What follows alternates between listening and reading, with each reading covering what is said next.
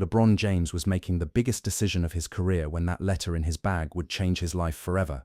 At that moment, the whole world was waiting for the decision, but nobody knew the secrets inside that pale blue envelope. July 8, 2010. In Miami's scorching heat, LeBron James was walking toward the ESPN studios. The entire world held its breath, waiting for the special program called The Decision. Would he stay with the Cleveland Cavaliers, or would he go to the Miami Heat? The pressure was unbearable. ESPN had built an entire hour-long special around his announcement. Millions of dollars in advertising revenue hung in the balance. Sports bars across America were packed with fans waiting to hear those fateful words. Cleveland was holding its collective breath, praying their hometown hero would stay. But the most shocking thing was this. In LeBron's black leather bag, there was an old letter he had been carrying for 3 weeks. On the pale blue envelope, written in old-fashioned handwriting, it said, "For LeBron, to be opened when the day comes." The letter was from 2003, exactly 7 years ago. The person who wrote that letter was no longer alive, but his words were necessary for LeBron to make his most difficult decision. LeBron had touched that envelope hundreds of times over the past 7 years. Sometimes late at night, when the pressure of being the chosen one became too much, he would hold it and wonder what secrets it contained. But he had made a promise, and LeBron James was a man who kept his promises. This is exactly where everything got complicated. Let's go back to 2003.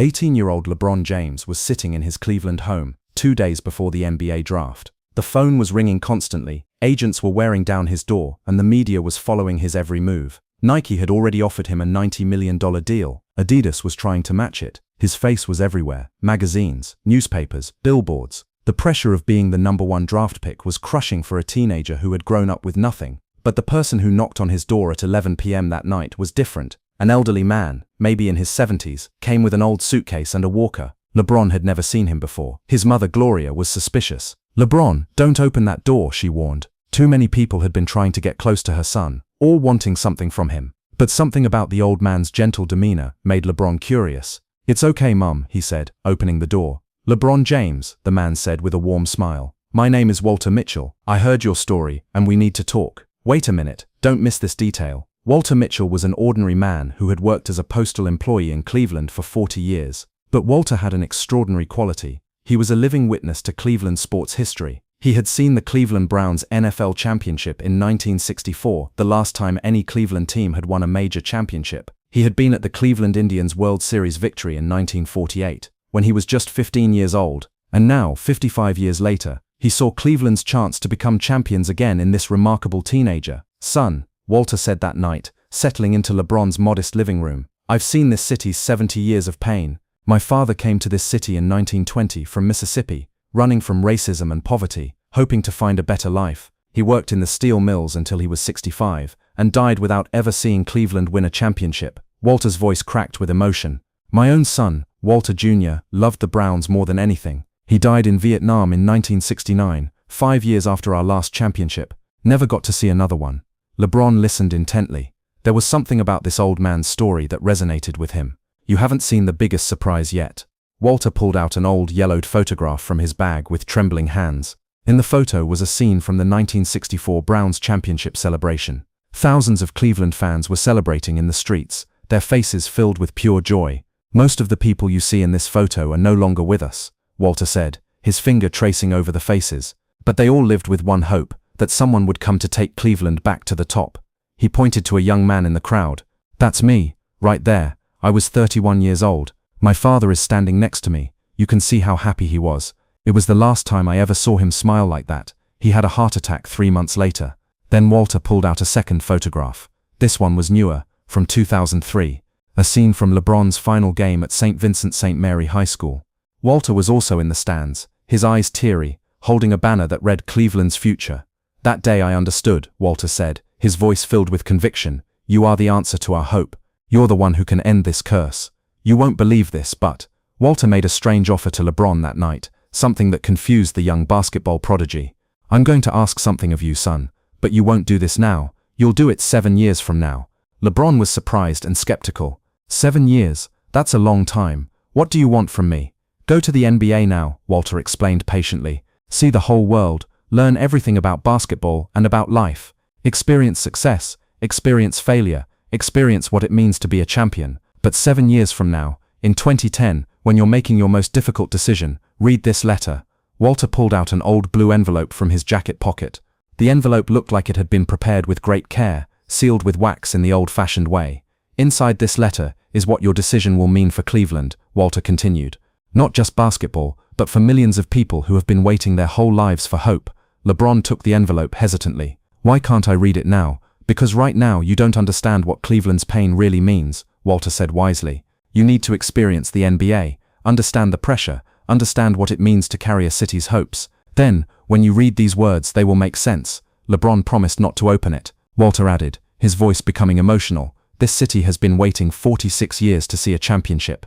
The Cleveland Browns won in 1964. Since then, nothing. Not in football, not in baseball, not in basketball. You are their last hope, son. What you're seeing now is nothing." 7 years passed. LeBron performed incredibly for the Cleveland Cavaliers, becoming one of the best players in NBA history. But the championship just wouldn't come, no matter how brilliantly he played. In 2007, he single-handedly carried the Cavaliers to the NBA Finals, but they were swept by the experienced San Antonio Spurs. LeBron scored 25 straight points against Detroit in the conference finals, an otherworldly performance, but it wasn't enough against San Antonio. In 2008, the Boston Celtics, with their new Big Three, eliminated Cleveland. In 2009, the Orlando Magic upset them in the conference finals, despite LeBron winning MVP. In 2010, the Celtics eliminated them again in a crushing defeat.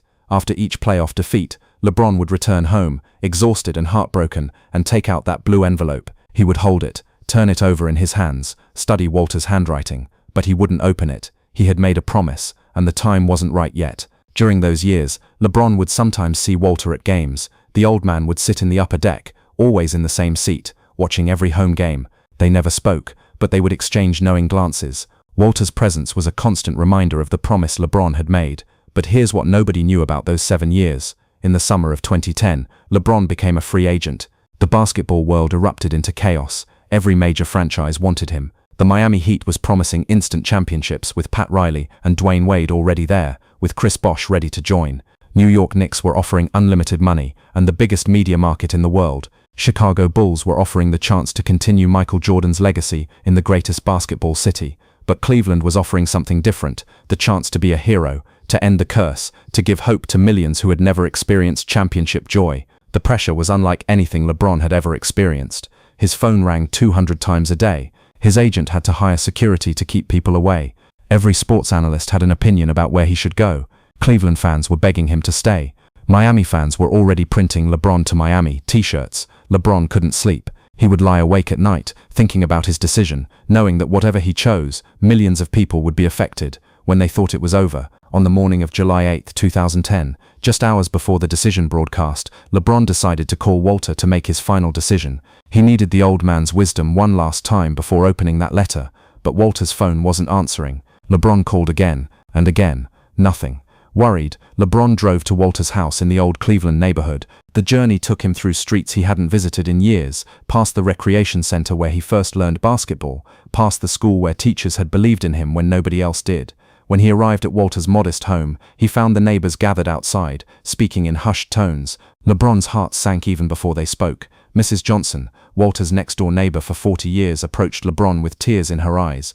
"LeBron," she said softly, "Walter passed away 3 days ago. Heart attack in his sleep. He went peacefully." LeBron felt like the ground had opened beneath him. 3 days ago? Why didn't anyone call me? "He made us promise not to," Mrs. Johnson explained. "He said you had enough pressure already. His last words were..." She paused, crying, "LeBron will make the right decision. He's a good boy. He'll do what's right." At that moment, standing outside Walter's house with neighbors he'd never met, LeBron realized something profound. Walter had protected him even in death, not wanting to add to his burden during the most difficult decision of his life. LeBron sat in his car outside Walter's house for an hour, crying. Then he knew it was time to open the letter. The voice on the phone was familiar, but on the plane to Miami later that day, LeBron opened the blue envelope with trembling hands. The seal broke after 7 years of waiting. Inside was a 3-page letter written in Walter's careful, old-fashioned handwriting. The first lines deeply shook LeBron. "Dear LeBron, if you're reading this letter, it means you've decided to leave Cleveland. I didn't write this letter to blame you. I wrote it to understand you and to help you understand yourself." LeBron's hands shook as he continued reading. The plane hummed around him, but he was completely absorbed in Walter's words. "I was young once too. In 1950, when I was 17, I received a job offer in Detroit. The automotive industry was booming, and they were paying 3 times what I could make in Cleveland. I was going to leave, to chase my dreams, to make something of myself.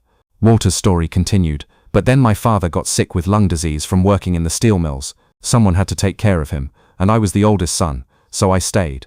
I took a job at the post office, married my high school sweetheart Dorothy, and lived in this city for the next 60 years. The letter's tone shifted. Every day for decades, I asked myself, what would have happened if I had left? Would I be richer, more successful, happier? These questions haunted me, LeBron. They ate at me during difficult times. Everyone had learned the truth, but the real shock, the second page of the letter was even more impactful, revealing Walter's deepest wisdom. LeBron, if you leave this city, millions of people, including myself, will be disappointed. I won't lie to you about that. You'll hear boos when you return. People will burn your jersey. They'll call you a traitor. Sports radio will crucify you for months. LeBron felt sick reading this, but Walter continued, but know that you will still be our hero, even if people are too hurt to admit it right away. Because you gave us 7 years of hope, you gave us pride, you made us believe again. That gift can never be taken away, no matter where you play basketball. Walter's wisdom deepened. I learned something important in my 77 years, son. Regret comes in 2 forms. The regret of things you did, and the regret of things you didn't do. The second kind is far worse. The letter continued with painful honesty. If you stay in Cleveland out of guilt or obligation, you might resent this city later. You might wonder what if, for the rest of your life. That's no way to live, and it's no way to play basketball. But here's the part that changed everything. Then came the paragraph that would haunt and inspire LeBron for years. But LeBron, I want you to know something else. If you go to Miami and win championships, and you will, you're too talented not to, those will be your victories, your rings, your glory, and that's wonderful. You'll be happy, successful, wealthy beyond imagination. Walter's words then took a prophetic turn. But if you ever decide to come back to Cleveland, if you return to finish what you started, and if you bring this city a championship, that won't just be your victory.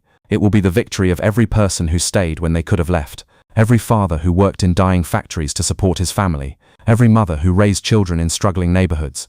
Every person who believed in Cleveland when the world said they were fools for staying. The words seemed to glow on the page. You can become a champion anywhere, LeBron, but you can only become a legend in one place, home. The last paragraph of the letter brought LeBron to tears at 35,000 feet. The decision is yours, son, and yours alone. If you leave, I'll still watch every game you play, and I'll still be proud of you. But remember this, when you're 40 years old, looking back on your career, what story do you want to tell your children? That you took the easy path? Or that you climbed the mountain everyone said was impossible? Walter signed it simply, with love and understanding, Walter Mitchell. P.S. The prodigal son is always welcomed home with open arms. What would you do if you were in his shoes? LeBron read that letter 3 times on the plane to Miami. Then he folded it carefully, put it back in the blue envelope, and placed it in his bag where it would stay for the next 4 years. Throughout his time in Miami, that letter was never far from his thoughts. When they lost to Dallas in the 2011 finals, LeBron reread it that night in his hotel room, crying at Walter's wisdom. When they won the championship in 2012, beating Oklahoma City, LeBron's first action after the celebration was to visit Walter's grave in Cleveland. He arrived at 2 a.m., alone, with his championship medal. The cemetery was closed, so he climbed the fence. He sat by Walter's tombstone for an hour. "You were right, Walter," he whispered to the stone.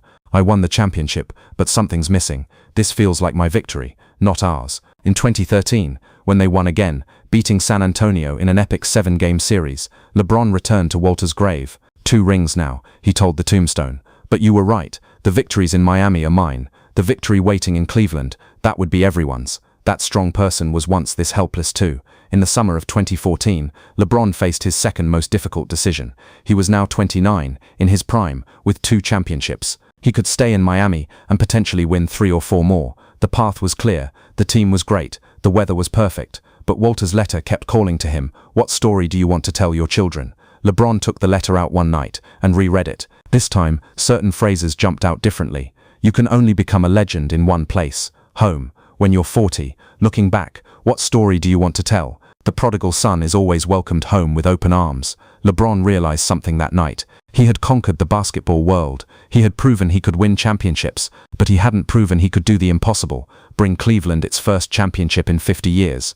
That's when he decided, not out of guilt, not out of obligation, but because Walter had been right all along. The greatest story he could tell was one of return and redemption. He carried the weight of loneliness on his shoulders. when he wrote his "I'm coming home" letter for Sports Illustrated, LeBron included subtle references to Walter's wisdom, though he didn't mention Walter by name. "Before anyone ever cared where I would play basketball, I was a kid from Northeast Ohio. It's where I walked, it's where I ran, it's where I cried, it's where I bled. It holds a special place in my heart." When LeBron returned to Cleveland, his first stop wasn't the Cavaliers facility or a press conference. He went directly to Walter's grave. This time he brought a copy of his Sports Illustrated letter and Walter's original letter from 2003. "But now I'm back, and I'm going to keep the bigger promise, the one you believed I could keep, even when I doubted myself. I'm going to bring Cleveland its championship." Next to that new letter, he placed Walter's old photograph, that scene from the 1964 Browns championship celebration, with young Walter and his father smiling. "I'm going to create a new photograph, Walter, one where Cleveland celebrates again. And when they do, I'll make sure everyone knows it was your belief that brought me home." He only had 10 minutes. The 2016 NBA Finals became the ultimate test of LeBron's promise. Facing the Golden State Warriors, the greatest regular season team in NBA history with a 73-9 record, Cleveland fell behind 3-1 in the series. No team in NBA Finals history had ever come back from a 3-1 deficit. Sports analysts declared the series over. Warriors fans were already planning championship celebrations. It seemed that LeBron's promise to Cleveland would end in heartbreaking failure. Before Game 5 in Oakland, LeBron sat alone in the locker room and read Walter's letter one more time. The paper was worn now, the ink slightly faded, but the words still resonated. "You can only become a legend in one place, home. Climb the mountain everyone said was impossible. This is where the impossible happened." Game 5, LeBron scored 41 points, leading Cleveland to victory. Game 6, back in Cleveland, LeBron scored 41 points again, forcing a Game 7. In Oakland, for all the marbles, LeBron played all 47 minutes. He had 27 points, 11 rebounds, 11 assists. His stat line was incredible, but it was one play that would define everything. With less than 2 minutes left, and the game tied 89-89, LeBron made the block, chasing down Andre Iguodala from behind and swatting his layup attempt off the backboard. It was the greatest defensive play in finals history, at the most crucial moment. When Kyrie Irving hit the championship-winning three-pointer with 53 seconds left, LeBron fell to the ground and burst into tears. He had done it. The impossible had become real. It was too late now, but at the championship ceremony on the court, with confetti falling and 20,000 Cleveland fans screaming themselves hoarse, LeBron grabbed the microphone. "Cleveland, this is for you." The crowd erupted, but then LeBron looked up at the sky, tears streaming down his face. "This is for you too, Walter. We did it. We finally did it." The TV commentators didn't understand the reference, but it didn't matter. Walter knew. The next morning, before any celebration, before any interviews, before the championship parade, LeBron went to Walter's grave. He was still wearing his championship shirt, still had the medal around his neck. He placed the medal on the tombstone and sat down in the grass, leaning against the stone. "We climbed the mountain, Walter," he said out loud, not caring if anyone heard. "Everyone said it was impossible, but we did it. You were right about everything, about Miami, about coming home, about the story worth telling." The cemetery keeper, working nearby, watched from a distance. Later he would tell reporters, LeBron was there for 2 hours, just sitting there talking, sometimes crying, sometimes laughing, like he was having a conversation with an old friend.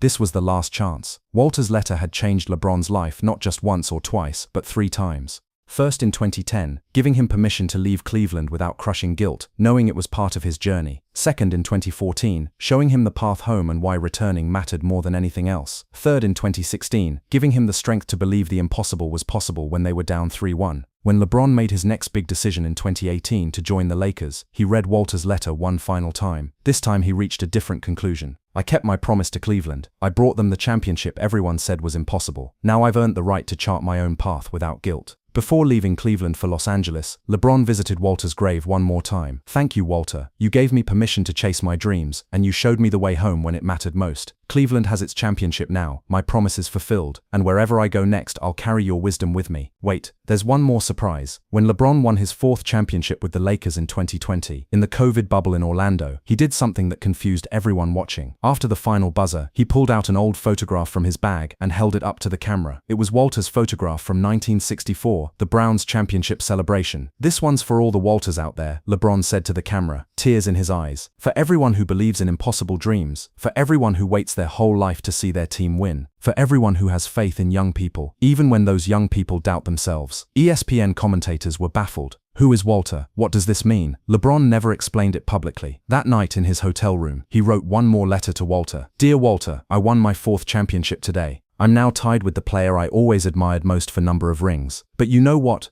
the championship in Cleveland still means more than all the others combined, because that one wasn't just about me. That one was about keeping a promise to millions of people, including you. Thank you for teaching me that the best story isn't always the easiest one. I miss you, my friend. Your student, LeBron. That fear we could all experience. Walter Mitchell's story isn't just LeBron's story. It's the story of everyone who continues to believe in dreams even when the world says those dreams are foolish. Walter died at 77, 3 days before the decision, never knowing how his letter would change sports history. He never saw LeBron return to Cleveland. He never witnessed the 2016 championship. He never knew that his words would guide one of the greatest athletes in history through the most important decisions of his career. But Walter's faith lived on. His belief in an 18-year-old kid became reality 6 years after his death, when that kid, now a man, brought home the impossible championship. Maybe you're someone's Walter too. Maybe you have a Walter. Sometimes the most powerful thing we can do is believe in someone else's impossible dream and give them the wisdom to make it come true. The fragility in LeBron's voice. In 2021, LeBron finally shared Walter's full story publicly for the first time in an interview with ESPN. He brought Walter's original letter and read it on camera, his voice breaking multiple times. This letter taught me that some decisions affect millions of people, not just yourself. The decision wasn't just about basketball, it was about hope, faith, and what we owe to the people who believe in us. LeBron continued, Walter gave me permission to leave, which was the greatest gift. He showed me that I could go chase championships without guilt, because the journey mattered. But he also planted a seed. He showed me that the greatest achievement wouldn't be winning championships, it would be bringing one home. That it was about finishing a story that started when I was a kid, a story that belonged to millions of people, not just me. And you?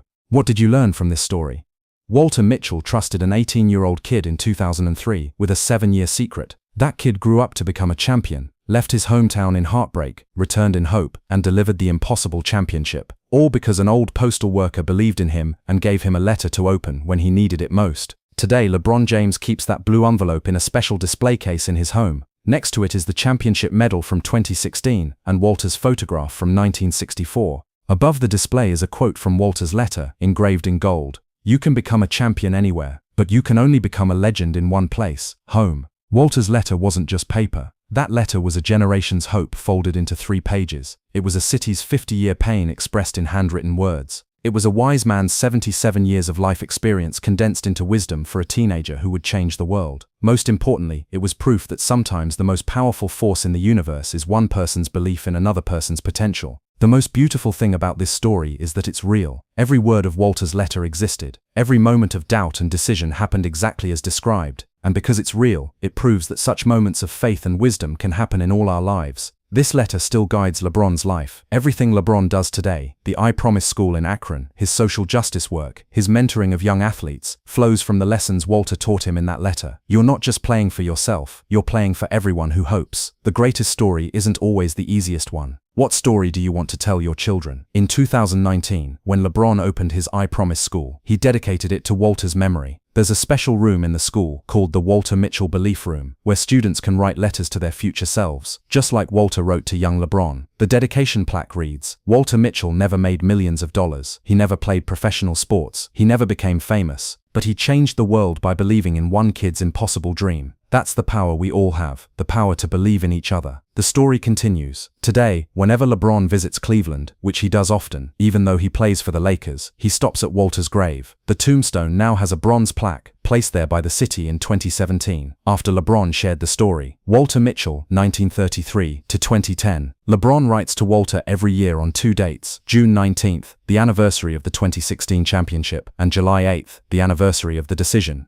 The 2024 letter, left just months ago, said, Dear Walter, I'm 39 now, almost 40. Remember when you wrote, when you're 40, looking back, what story do you want to tell? Well, I'm almost there, and I know the answer. I want to tell the story of how an old postal worker believed in a scared kid and gave him the wisdom to make the right choices. I want to tell the story of how I left home, became a champion, came back home, and did the impossible. I want to tell the story of how keeping promises matters more than anything. That's the story I'll tell my grandchildren someday. And it's all because of you. Thank you for everything. Your forever student, LeBron. The beautiful ending. Walter Mitchell died never knowing that his letter would be read by millions, that his story would inspire a generation, or that his faith in an 18-year-old would change sports history and bring joy to an entire city. But his words live on in every young person who refuses to give up on their dreams, in every athlete who chooses loyalty over ease, and in every person who believes that one decision, guided by wisdom and faith, can change everything. LeBron James may have written "Going Home," but it was Walter Mitchell who showed him the way. And sometimes that's all any of us need. Someone who believes in our impossible dreams and gives us a letter to open when we need it most. The letter may have been written in 2003, sealed in 2003, and opened in 2010. But its message is timeless. Believe in impossible dreams. The journey matters as much as the destination. You can only become a legend in one place, home. That's the story of Walter Mitchell and LeBron James, a postal worker and a basketball player, a letter and a promise, a belief and a championship. And it's proof that sometimes the most important victories aren't won on the court. They're won in the hearts of people who never stop hoping, believing, and having faith in impossible things.